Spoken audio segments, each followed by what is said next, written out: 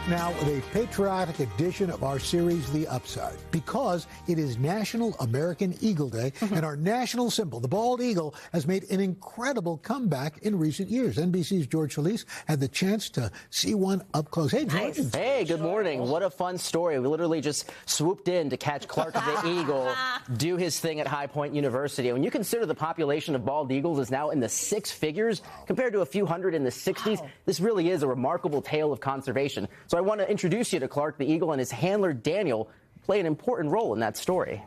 We're good. Go ahead and cue. This is not something you see every day. You don't have to be an eagle-eyed viewer to see why. Good job. Up close and personal with an American bald eagle who seldom wings it.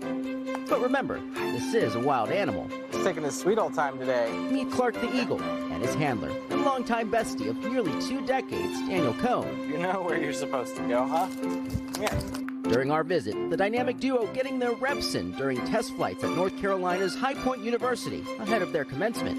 Familiar territory for the pair who've been coming here for the past decade, rain or shine. And now, as we end the ceremony, Clark, the American Eagle, will fly over your heads, graduates. Oh, beautiful for spacious skies.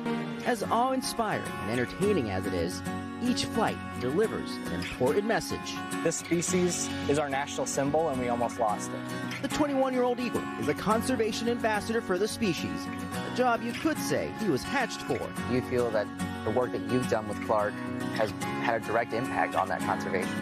Absolutely. Clark, who is pure muscle, boasts an impressive 6-foot wingspan and stands at a little more than 2 feet tall. He's the offspring of one of 2 eagles that were given to President Ronald Reagan back in 1982. Reagan kept the raptors until he donated them. One went to the National Zoo in D.C. Clark's father, Captain, lived out the rest of his life at the World Bird Sanctuary just outside St. Louis as part of the effort to save the eagle. It's where an already bird-obsessed teenage Daniel first met Clark. Is that a journey you could have imagined taking? Conservation and working with birds wasn't just a passion, it was a calling. There is a different level of love in the trust that you have. Like, he trusts me and I trust him. From volunteer to now serving as the assistant executive director of the sanctuary. Both Clark and Daniel have been inseparable over the last 18 years. He was 3, I was 13, and we kind of just grew up together. Now, Clark is a member of my family. He's very much family to me.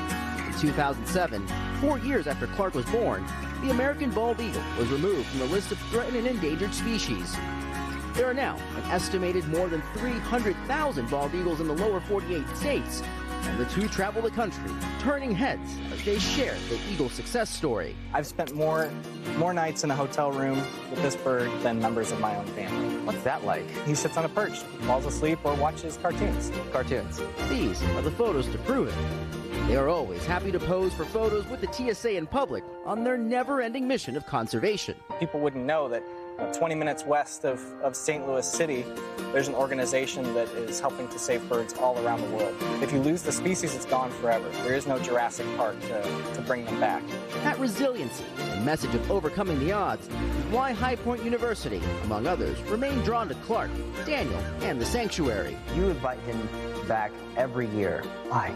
High Point University gives you wings. Your parents give you roots. And the combination of both is remarkably powerful, just like the eagle. Forever soaring and inspiring. You can't look at this species and not see majesty. Yeah, guys, so if you're wondering why Clark isn't in the wild, he was actually born with a claw deformity, a talon deformity, so he is able to serve as an ambassador in that role. And he also, as you saw there, travels as a VIB, a very important bird through TSA, as they get the escort through TSA. Now, we wanted, of course, to have Clark land on me, but as we found out, there's actually a lot of federal regulations to make sure that doesn't happen. You have to get a lot of, red tape cleared to make that happen. So maybe not this go around, perhaps the next one, but it really just goes to show you how seriously the government takes this bird. And it's